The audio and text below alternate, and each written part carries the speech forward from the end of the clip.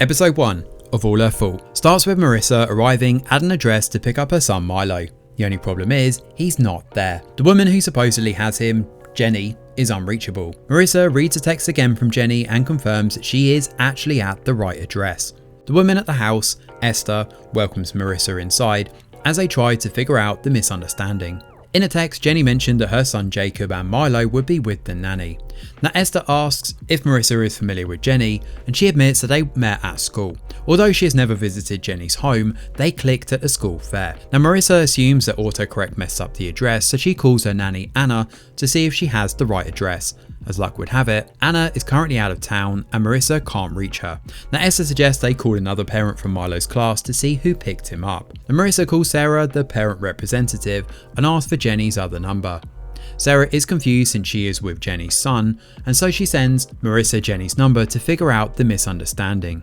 Marissa then calls Jenny, who is confused since she is at work and didn't send Marissa any message pertaining to a playdate. Esther takes over the call as Marissa starts to panic. Marissa then calls her husband Peter and he hasn't picked up Milo either. Marissa and Esther rush home in hopes of finding Milo there, but sadly they only find Brian, Peter's brother, who lives in the guest house. Peter arrives shortly after and starts to comfort Marissa. The couple call the police and the investigation soon starts. According to Marissa, she dropped Milo off at school that morning. Currently, they are unable to reach Milo's teacher as well. Marissa explains that she got a text from Jenny earlier in the afternoon asking if their sons could have a playdate after school. Marissa didn't want to cancel a work meeting and appreciated the help. Now with her nanny out of town for a wedding, Jenny's help felt like a godsend. The police then asked more questions about Anna, and apparently she asked for a few days off to attend a wedding with her boyfriend's family. Now Anna is from Chile and has worked for the Irvines' family for a year. The police circle back to the text and ask if Marissa verified that this really was from Jenny. Unfortunately, Marissa never got around to saving all the school mums' numbers on her phone. She assumed the text was from Jenny since it was signed like that. In the meantime, Jenny calls her husband and fills him in on the weird call she's received. She asks him to hurry and pick up their son from Sarah's house. She's worried that he's running late and will give them a bad reputation. Jenny calls Sarah next to apologise for her husband being late. Sarah is understanding but tries to corner Jenny into helping with the school fundraiser. Jenny changes the topic to Marissa and Sarah starts gossiping, asking why whoever sent the message claimed to be Jenny. She also judges Marissa for hiring a nanny and slipping up. Jenny thinks back to the start of the school year here, where the parents met to discuss their kids' calendars. Marissa called out Sarah for some of the unnecessary events on the calendar, and Jenny found it funny and smiled at Marissa to show she agreed. It was around this time that Anna and Carrie met at the playground. Back at Marissa's house, the police ask questions about those close to the family. Brian joins the couple to offer support and give his statement. Peter tells the police that his sister is on her way and begs them to do everything possible to get Milo back. Now Colin, Marissa's friend and business partner, shows up as well. He offers to handle Marissa's work for the time being. All this time though, Marissa constantly tries to reach Anna. She's surprised to find Anna's phone on a sofa on the patio. Meanwhile, Jenny meets with Alex to talk about her proposal for his client, Lee Logan. Jenny works in the publishing industry and wants to sign Lee as a client. Sadly, her husband keeps texting, asking numerous questions about their son's night routine. Jenny takes a break to call him back and talk to her son, who keeps asking for her. She promises she will be there to tuck him in. In the meantime, the police bag Anna's phone as evidence. Anna suddenly shows up and is surprised when everyone asks her where Milo is. Just then, the police get word that Milo's teacher has finally picked up his phone. Now apparently Milo was picked up by a woman called Carrie Finch. As it turns out, Carrie is actually Jenny's nanny. Jenny returns home and finds a police car outside, and she fears for the worst and heads straight to her son's room. And she's relieved to see that everyone is okay. The police ask them about Carrie and her routine, and Jenny reveals that Carrie has been working for them for 3 months. She's never been violent with Jacob, however there was one misunderstanding where Jenny thought Carrie was about to hit her son. She only realised later that Carrie was actually swatting a fly. The police inform the couple that Carrie might have been planning the kidnapping for a long time. It seems she targeted Jenny in an effort to get access to the Irvines and Milo. Now back at the Irvines' house, Peter briefs Leah about the investigation. Leah demands to meet Jenny and asks more questions about Carrie, and they believe Jenny might have been legally negligent when hiring Carrie. We then circle back to 10 days before Milo was taken. Marissa and Jenny bonded at the meet and greet parents' party, but Jenny was sad because Sarah had asked her to help with the fundraiser. According to Sarah, parents with one kid need to help more than other parents. Jenny found this offensive since she was already over her head at home. Her husband barely helps and expects her to carry the load of raising their son alone. Now Marissa finds Jenny freshening up in the ladies' room after crying, and they realise they're wearing the same dress and laugh it off. Marissa opens up about her parenting struggles here with her husband, and the two grab some wine and hide in the ladies' room for a while, where Marissa offers to get Sarah off Jenny's back. Now after the police leave, Richie warns Jenny to stay away from Marissa. He's worried that the Irvines will sue them, and he advises Jenny not to apologise for anything. At the Irvines' house, Detective Greco and Alcaraz arrive to take over the case. They inform the Irvines that they found Milo's tracker destroyed behind the school. The police worry that time is running out and the kidnapper has made no contact. They ask Anna about Carrie and she lies that she didn't know Carrie personally. Marissa asks what happens if the kidnappers make no contact, and Peter starts breaking down. And Marissa moves to comfort him and he lashes out at her. He blames her for not verifying the text, and Marissa is taken aback by his harsh words. She rushes outside and runs into Jenny. In a flash forward scene, we jump to 27 days after Milo was kidnapped.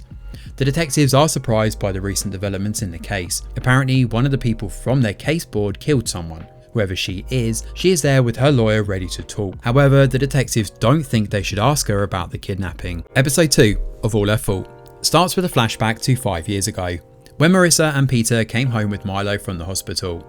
Now Marissa had a hard time as a new working mum, and she was tired and worn out, and Peter couldn't understand why.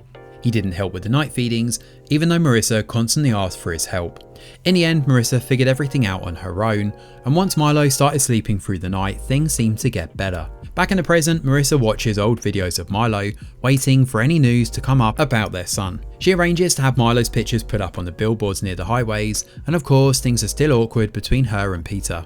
Now Colin drops by here to see how he can help, and Marissa informs him that they will be holding a press conference in the afternoon. She's hoping it will prompt the kidnapper to make a ransom call. At Jenny's house, she tries to fix Carrie's room after the police basically tore it apart. She thinks back to how Carrie was always sweet with Jacob, and Jacob asks when Carrie will return and who will take care of him. Jenny explains that she will take over for Carrie. When she asks Richie to clear his schedule for the following afternoon, he insists that he can't.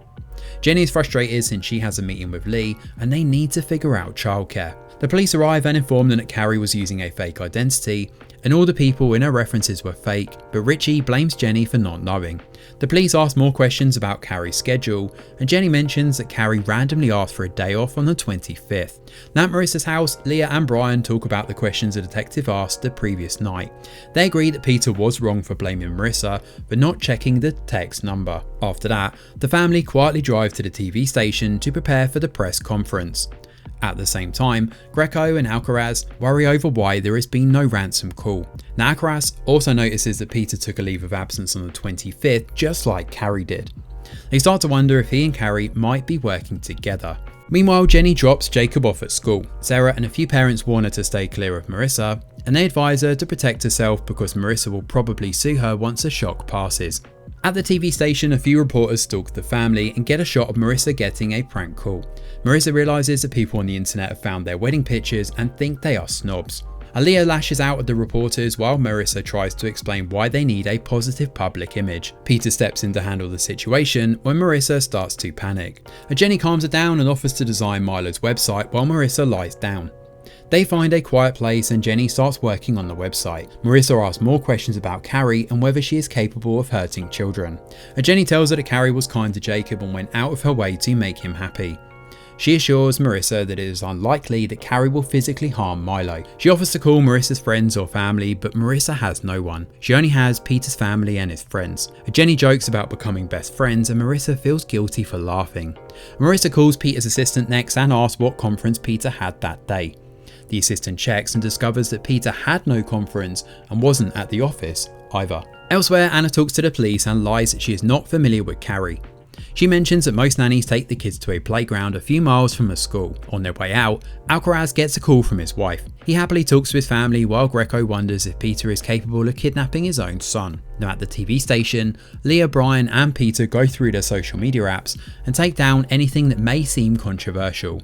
Peter admits that he is struggling and wants to help his siblings as a distraction. He gets a message and leaves to make a call. He asks the other party to name his price so they can end this ordeal. Did he kidnap his son? Marissa is on a call with Colin. She wants to know if Peter has been having an affair, and Colin claims it's unlikely, but he doesn't actually know. He offers to plan a door-to-door canvassing to see if anyone saw anything. Shortly after, the press conference starts and Alcaraz announces some details of the case. He invites Peter and Marissa to talk about Milo. The press turns on Marissa here, asking why she didn't know her son was missing until hours later. They also ask if she faked everything to get a book deal. Now Marissa tries to explain that she contacted a publishing company to get the contact information of an author who wrote a book about child kidnapping. The press then asks about the audit of her company following some debts. They question whether a book deal could offset the debts. Marissa is overwhelmed and starts walking away. The press continue to ask more questions, so she turns and shouts, "He is my son." Privately, Peter reveals that a reporter called earlier to ask about the staged kidnapping. Marissa gets angry that Peter tried to pay off the reporter instead of talking to her. She asks if he is having an affair with Carrie and where he was on the 25th. Peter comes clean about having a doctor's appointment to discuss the possibility of an experimental surgery on Brian. He assures Marissa that he has never cheated on her. Alcaraz interrogates Peter to get more information on his alibi for the 25th, and Peter reveals that he takes care of all of his siblings' bills. Brian lives in a guest house as we know, and goes on to tell Alcaraz that Brian's accident was Leah's fault. This is why Peter constantly does his best to keep Leah in check. Now Greco calls Alcaraz and reports that the police have found Carrie's nanny's car abandoned in Vernon Hills. Alcaraz points out that Carrie must have gotten someone to pick her up after dumping the car. They realise she is not working alone. In the meantime, Jenny drives Marissa home. Marissa gets a call from a bakery shop confirming the cake she wanted for Milo's upcoming birthday. Milo wanted a malt cake and Marissa had no idea what he meant. Jenny tells her that Jacob calls the malted milkshakes he likes malt. Jenny checks the card she gave Carrie and notices that every Tuesday Carrie took Jacob to the milkshake stand. Marissa goes through the card she gave Anna and realises that Carrie and Anna were always at the snack shop at the same time on the same day. It dawns on her that Anna lied about not knowing Carrie. The scene then cuts to Carrie preparing to change her hairstyle. Elsewhere, Anna grabs her bags and quietly leaves the motel, but back to Carrie, she shaves her hair and gets a wig. In the background, the news of Milo's kidnapping continues to play. Milo interrupts her and remarks on how nice she looks with her new hairstyle. She suggests they change his hair too, but the little boy worries his mum will get mad. Carrie lies that Marissa trusts her. Just then, there's a knock on the door and Carrie asks Milo to hide as if it were a game. She opens the door and finds the landlady. She's there to see how Carrie is settling in and give her an extra key. She sees the news and starts gossiping with Carrie about how the kidnapping of Milo was allegedly staged by the mum. Now Carrie acts nonchalantly and thanks her for the keys, and she then goes on to say she is expecting company, which is where episode 2 comes to an end. Episode 3 of All Her Fault starts with Peter, Brian and Leah arriving home. Marissa informs Peter that the police are having trouble finding Anna, and as soon as Peter arrives, Jenny leaves. Marissa questions why Anna lied and what else she may be keeping from them. As they talk, Anna knocks on the door and asks to come in. Before sitting down with Anna, Marissa texts Alcaraz that they've found her. Anna reveals that she and Carrie were friends, and apparently Carrie took special notice of Milo. Anna never thought that was strange. However, looking back, she now realises that Carrie kept asking too many questions about Milo and his family. She also mentions that Carrie once asked to see Milo even when she was not working. At one point, she and Anna met with Milo in the city, and Carrie brought a man with her. The police arrive and take Anna away for questioning, and in her interrogation, Anna reveals that Carrie insisted on meeting with them on the day of the city marathon. Peter was participating in said marathon, and the family came out to support him. Now Marissa asked Anna to join to help look after Milo, and Carrie showed up and Anna and Milo went to greet her. The three of them got juice, and Anna forgot her phone on the stand. She left Milo with Carrie and went back for her phone, and when she returned she saw Carrie arguing with a man in front of Milo. The man left quickly and Anna never got a chance to see his face. Carrie told Anna that the man was a friend and left shortly after the incident. It has now been 3 days since Milo was taken. Marissa and Peter are trying to stay strong, but it's rather difficult. Alcaraz and Greco visit the Irvine family to ask about the marathon. Marissa starts blaming herself because she brought Anna with them so she could talk to a few clients. Peter comforts her, but she asks him to stop. Sensing that Marissa is going on a dark path, Peter promises they will get through this ordeal together. At the police station, Alcaraz focuses his attention on getting to know Milo better. He starts to wonder if the man left immediately because he thought Anna might recognise him. Now at Marissa's home, Colin sets about planning a group of volunteers to canvass the area around Milo's school. He thanks Marissa for letting him help, and he's grateful that she chose to work with him despite his gambling problem. As it turns out, Colin is actually in trouble. He took money from a client's account and is unable to pay it back. Elsewhere, Jenny's meeting with Lee Logan is pushed back by an hour. She calls her husband and he begrudgingly agrees to pick up Jacob from school. He doesn't understand why Jenny is working so hard to get a promotion that has no financial gain. He also tells her about the criticism she's facing online after old photos of her at a party have surfaced. People are accusing her of hiring a nanny so she can party, and even with everything going on, Jenny manages to get Lee's attention and prove she is different from the other publishing agents. Meanwhile, Peter gets a call from a man. The man seems to know Milo's favourite food and claims he has the boy. He asks Peter to prepare the ransom money and keep the call a secret. Peter then calls his account manager and asks him to empty his accounts. He lies to Marissa that he is going on a drive ahead of the canvassing. He promises to be back in time to help with the volunteers, so Peter drives to the meet with his account manager and get the ransom money. Now Brian insists on coming to help with the canvassing, and Jenny also joins after she meets with Lee. Now Esther shows up with more food supplies and Marissa is happy to see her. At the station, Alcaraz asks Yuko from the IT team to look into the marathon and try to identify the man Carrie was arguing with. Unfortunately, Yuko is unable to get a clear picture of the man. Sadly, the canvassing bears no fruit. Jenny supports Marissa and helps her maintain her faith that Milo is still alive.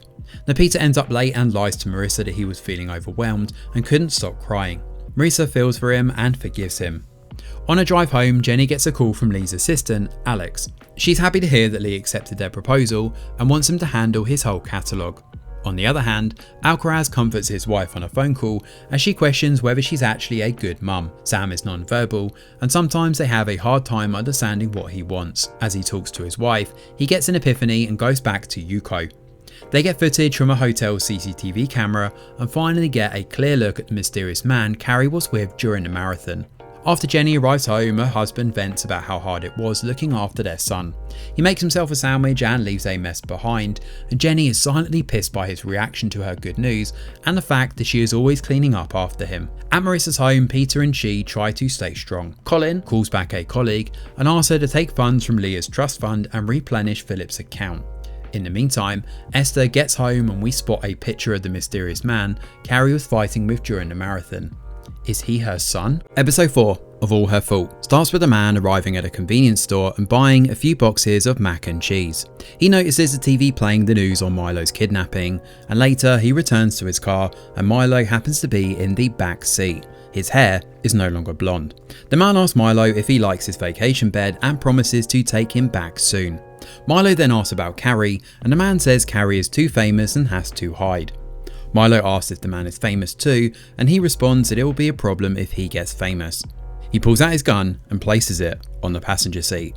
Elsewhere, Alcaraz and his wife discuss the possibility of Sam getting into a better school through a lottery. Part of them feel guilty about needing help, and they also desperately want their son to get that one spot though.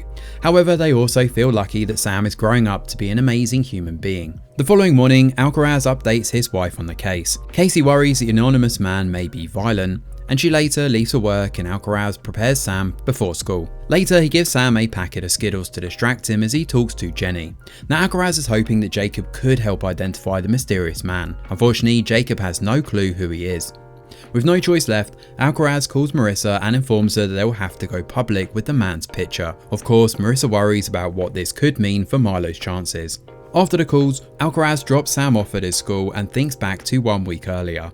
The person in charge of deciding the school lottery, Rick, has called Alcaraz and asked him for a favour.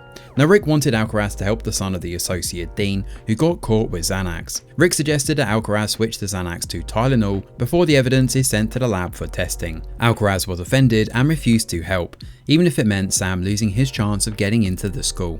Meanwhile, the police release the mysterious man's info and wait for the public's response. Esther visits the police station and talks to Alcaraz and Greco here. She reveals that the man in the picture is Kyle. She fostered him for a few months before he turned 18. Now Esther doesn't believe Kyle is involved in a kidnapping, and she was proud when Kyle got a construction job after he left the foster system. However, Kyle was later arrested for possession of controlled substances and jailed for 6 years. Sadly, Esther has no clue how he got involved with Carrie. With this new information, the police start looking into Kyle. They discover that a week before his release, Carrie visited him in prison. They drive to said prison and talk to Kyle's old roommate. The man is cooperative and mentions that Kyle seemed quiet after Carrie's visit, and he also thinks that Kyle and Carrie might actually be related. He asks Alcaraz to canvass Kyle's old neighbourhood if they want to find him and Milo.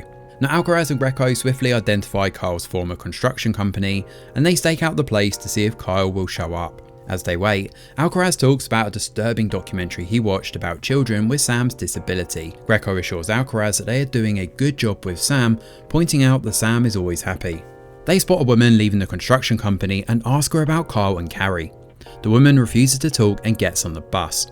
Whilst on the bus, she reads the news of Miles' kidnapping and wonders why Josie changed her name to Carrie. Later, Alcaraz visits Marissa to brief her on the case. Marissa grows more worried after hearing about Kyle's past. Now Alcaraz also asks about Peter's family and how Brian's accident affected them. The conversation then turns to Sam, and Alcaraz openly admits his concerns about his son's future. Before leaving, he tells Marissa about the connection between Kyle and Esther. He points out that Kyle intentionally sent Marissa to Esther because he knew she would need a kind person on the worst day of her life.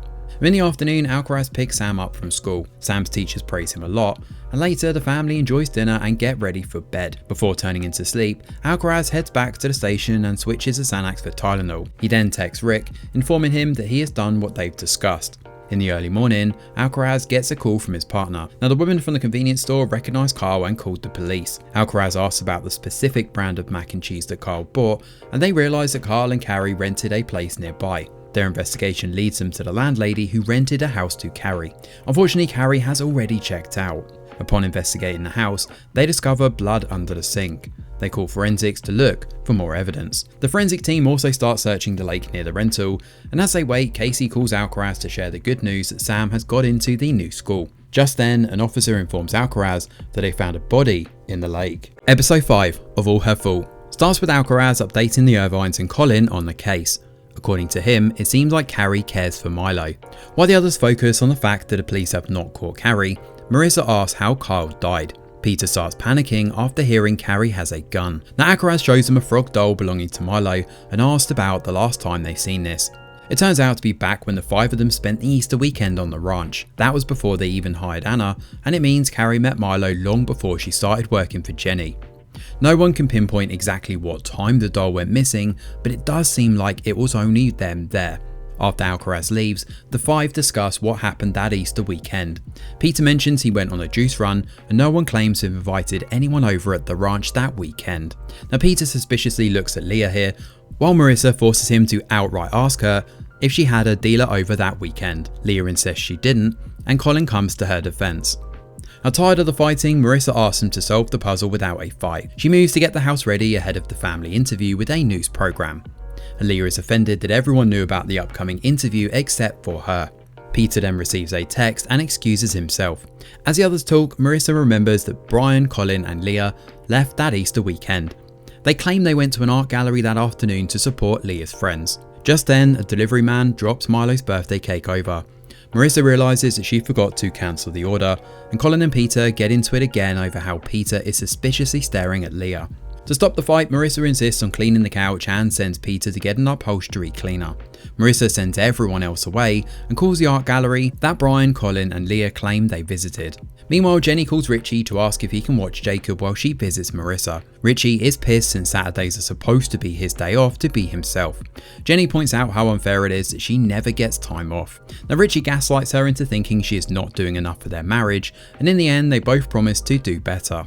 Jenny heads to Marissa's house next and makes her some tea while she goes through the interview questions. She promises to help clean the couch too, and Marissa tells her the latest news about the case, and Jenny is shocked to hear that Carrie knew Milo even before she hired her as a nanny. Then Marissa gets a call back from the art gallery and learns that the other 3 actually lied to her.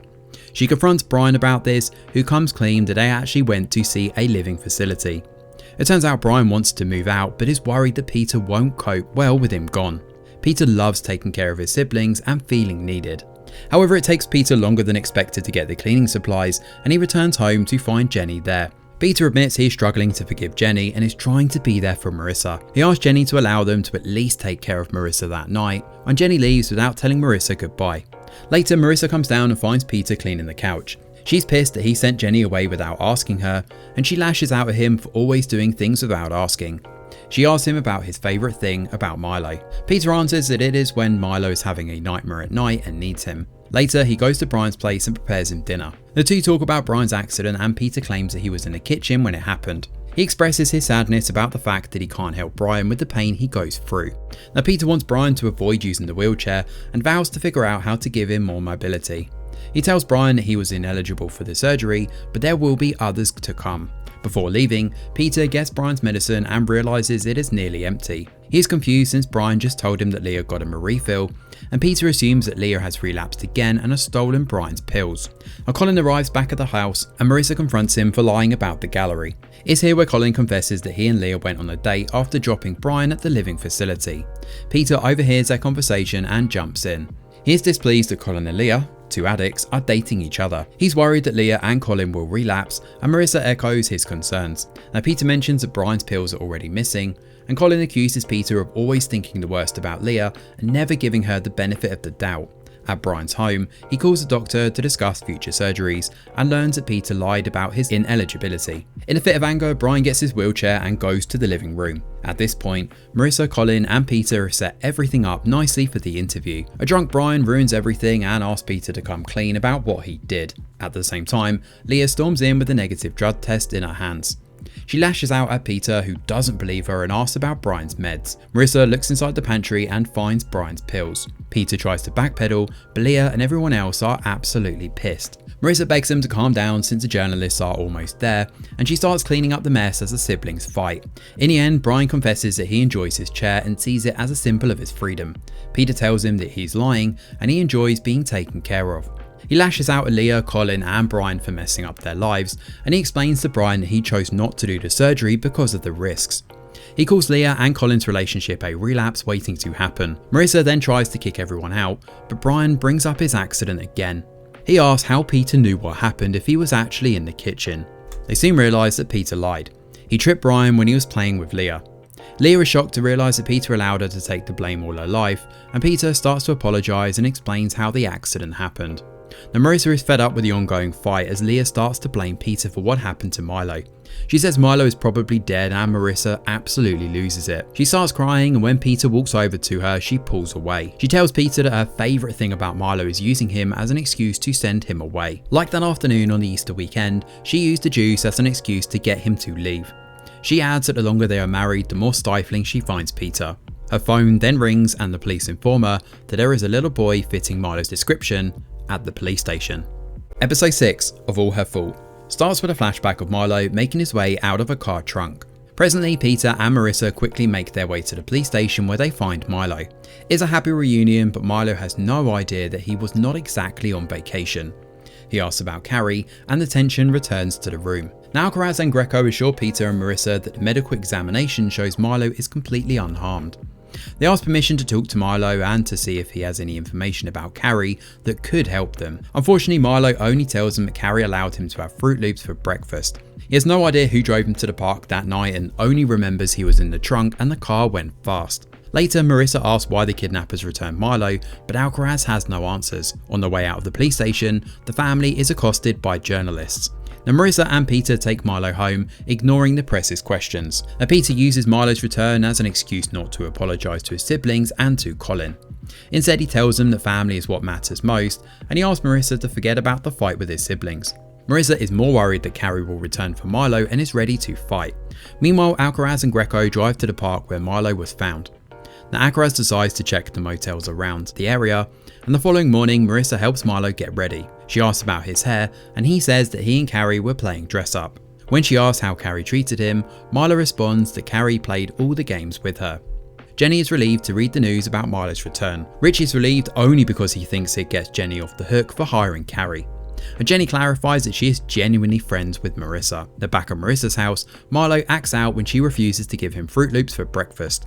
She confides in Peter that she is having a hard time, worrying that Carrie will be back. And Peter insists on getting more security for the house, and Marissa decides they need to find their old baby monitor. And the detectives return to show Milo some pictures of motels and see if he can identify the one he stayed at. After a few pictures, Milo spots one. Now Alcaraz asks Marissa if they paid the ransom, since it would explain Milo's return. However, Marissa insists that they never paid or even got a ransom call. Later, Jenny and Jacob pay Marissa and Milo a visit. Marissa confides her fears in Jenny and also assures Jenny that they are true friends. Sadly, the boys start fighting about who Carrie loved more, and Jenny is forced to leave to give Marissa and Milo space. The police head to the motel Milo identified and find a man's body and a birthday cake. They start wondering what his connection to Carrie may be and why they got Milo a birthday cake. Now Alcaraz calls Marissa and tells her about the dead body, and Marissa starts to panic even more because the police believe Carrie has killed 2 men. She feels like Carrie is watching them, but Peter comforts her before heading in to stay with Milo in his room.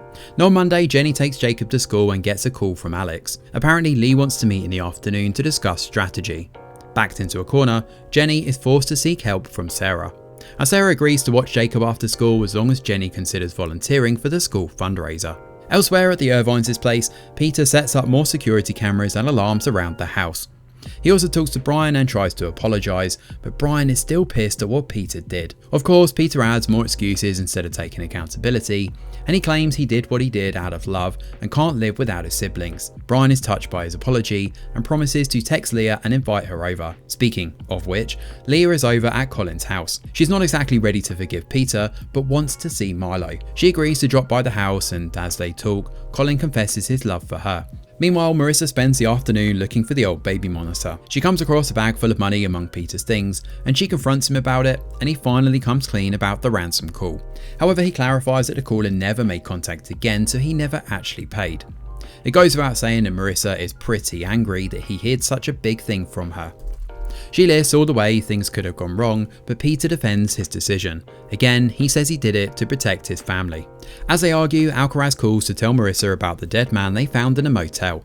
Apparently the guy was a bookie called Rob Murphy.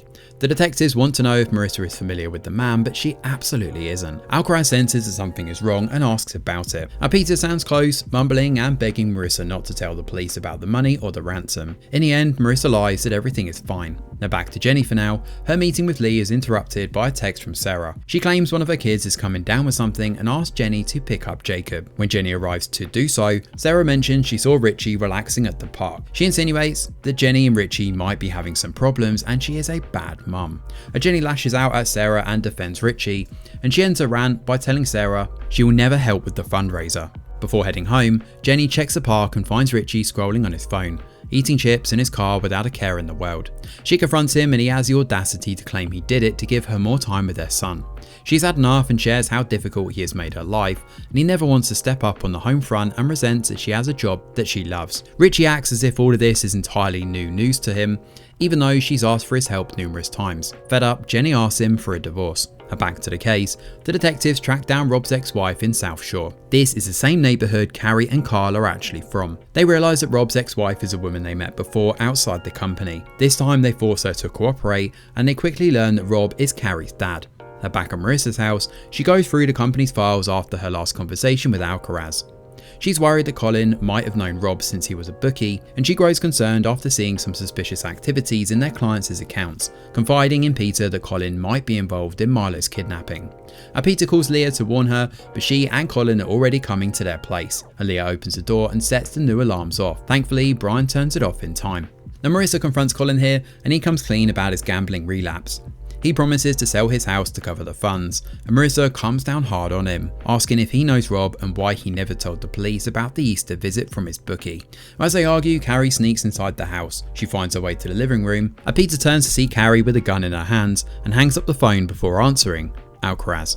Episode 7 of All Her Fault starts with a flashback to 6 years ago. Here we meet a pregnant Carrie, whose real name is Josephine Murphy. At the time, Josephine had a lot of hopes for a growing family with Kyle, and she used her mum's credit card to get some things ahead of the baby's birth. All she ever wanted was a healthy baby, Kyle, and a good life. She was ready to work whatever job necessary to make her dreams come true. In an effort to help, Kyle got into drugs and was caught. His arrest sent Josephine into a rage. For one, she was disappointed that Kyle was not going to be there for the kid, and unfortunately she also lost her child a few months later. Following the loss, Josephine was forced to go back and live with her mum, Irene.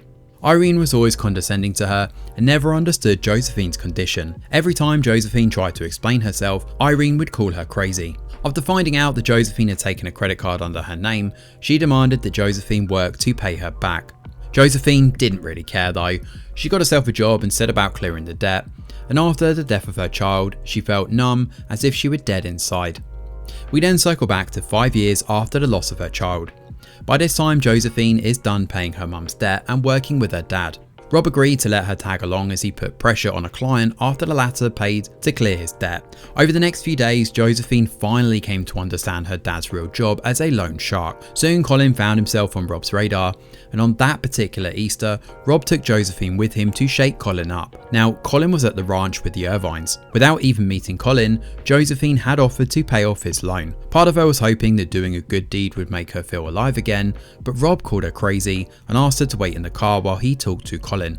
Josephine opted to take a walk in the fields, and that's where she met Milo. She felt an immediate connection to the boy when he explained why he named his favourite frog doll Mr. Chips. Milo told her that some words tasted like food in his mouth, and Josephine told Milo that it was the same for her and took his doll when he left it behind. After she met with Milo, Josephine started stalking the Irvines. Her mum got worried after she started buying children's stuff and they got into a fight. Josephine nearly choked her to death, and after that incident, Irene kicked Josephine out the house. By this time, Josephine was already getting ready to assimilate into her new character, Carrie. She got a job as a nanny with Jenny and lied that her mum died from cancer. She used her job as a nanny to get close to Milo through Anna.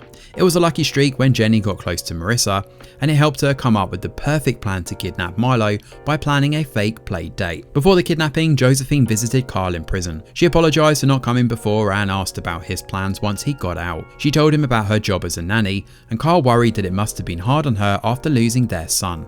This is when Josephine roped him into the kidnapping job. However, Carl thought she was being delusional. He didn't want to go to jail again or take Milo from his family. With time, Josephine convinced him and shared the so-called perfect plan.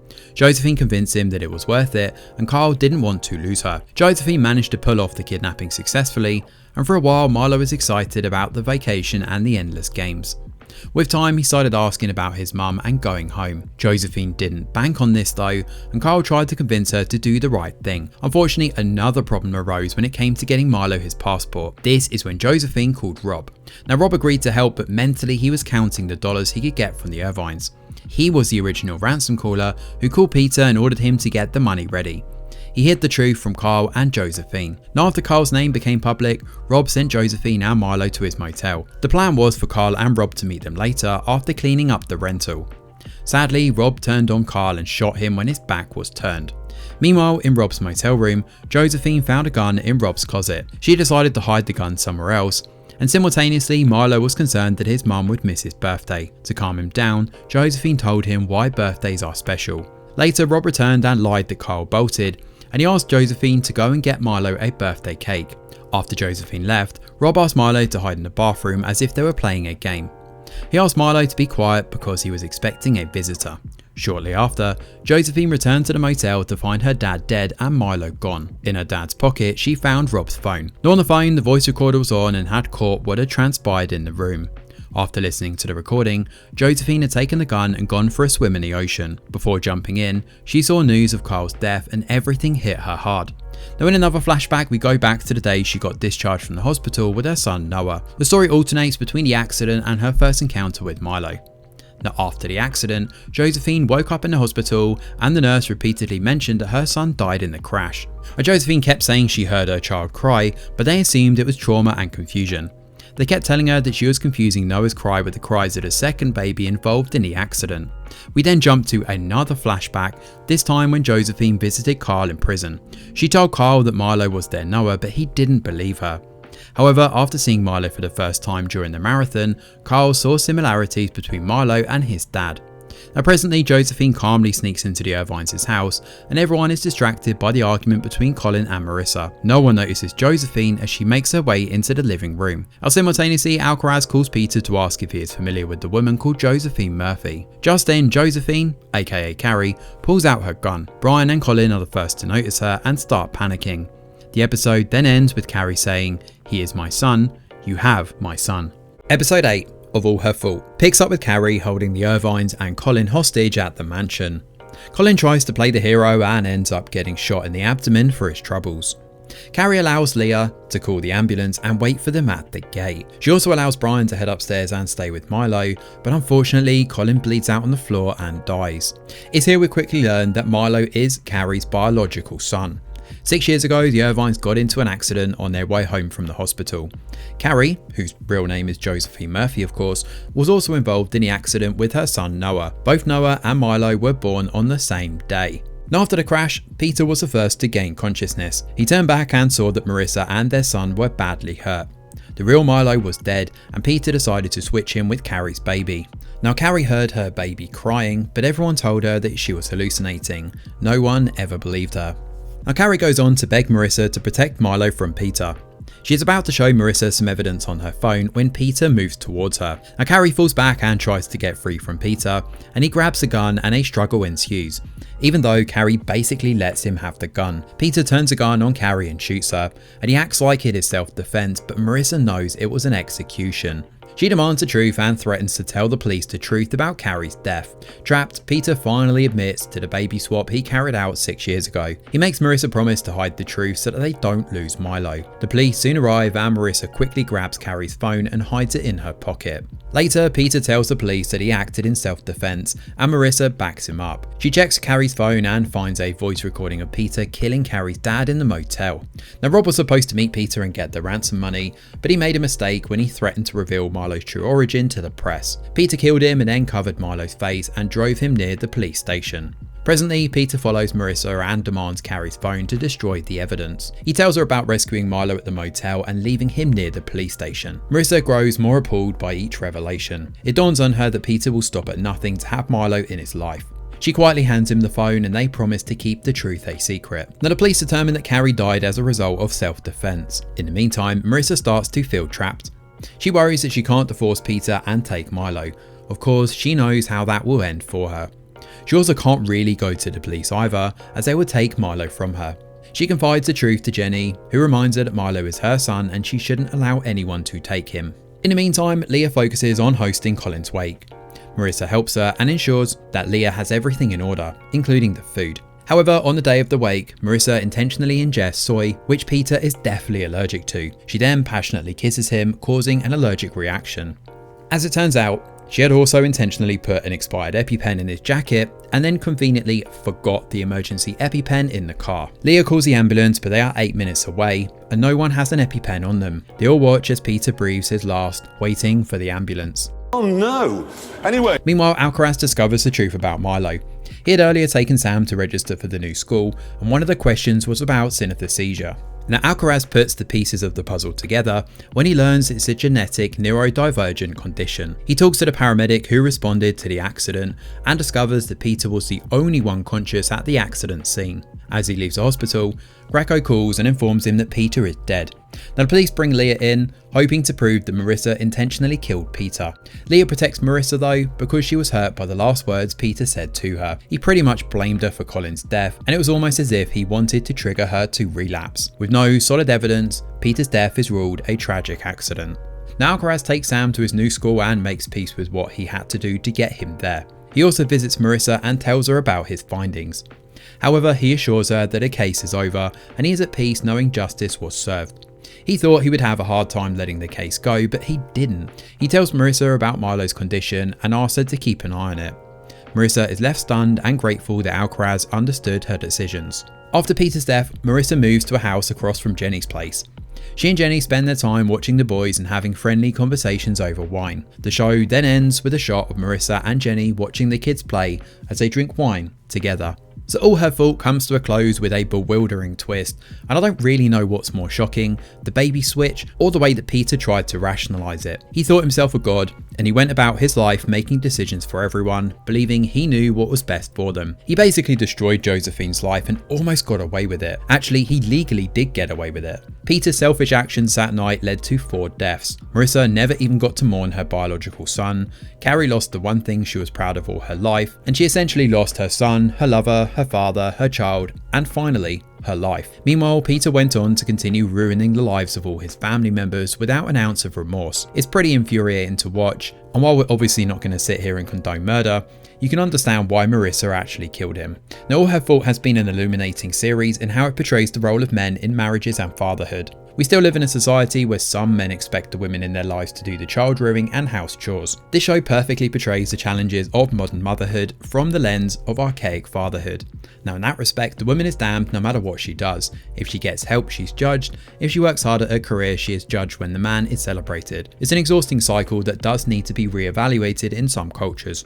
All in all though, All Her Fault has been a solid and well written series with a pretty satisfying conclusion to this mini-series. But what about you guys though? Did you enjoy the big twist at the end? Do you think Peter got what he deserved? And do you feel any remorse for Carrie? As always, please let us know in the comments below. Thanks for watching. Smash a like or subscribe to the channel, your support is very much appreciated. I'm Greg Wheeler, and from all of us over here at The Review Geek, we'll see you on the next video.